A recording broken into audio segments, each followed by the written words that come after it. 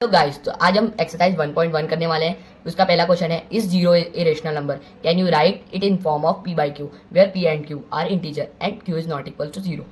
यहाँ पे पूछा है कि जीरो एक रेशनल नंबर है कि नहीं है, और उसको हम पी बाई क्यू के फॉर्म में लिख सकते हैं नहीं। जहाँ पे ये दोनों नंबर हैं उनमें से Q not equals to zero होने चाहिए। जैसे कोई भी हम फ्रैक्शन लिखते हैं 2/3, तो जो 3 है वो नॉट इक्वल्स टू जीरो होना चाहिए रेशनल नंबर में। तो हम यहाँ पे लिखेंगे, क्योंकि हमने थ्योरी में पढ़ा है कि जीरो एक रेशनल नंबर है। ठीक है, तो यहाँ पे पहले हम लिख लेंगे zero is a rational number, इतना लिख दिया। अब इसने एक क्वेश्चन और पूछा है कि इसको हम पी बाई क्यू के फॉर्म में लिख सकते हैं, तो यहाँ पे लिखेंगे yes yes we write it in form of P by Q where Q is not equal to zero. ये तो हमने यहां तक का आंसर दे दिया, लेकिन उसने पूछा कैसे, तो हमें यहाँ पे एग्जाम्पल भी देना चाहिए।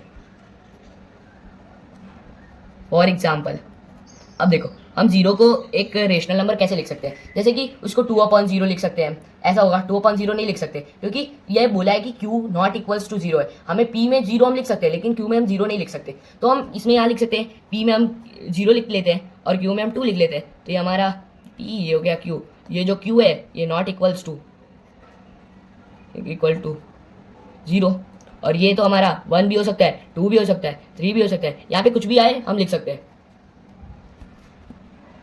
Find 6 rational number between 3 and 4।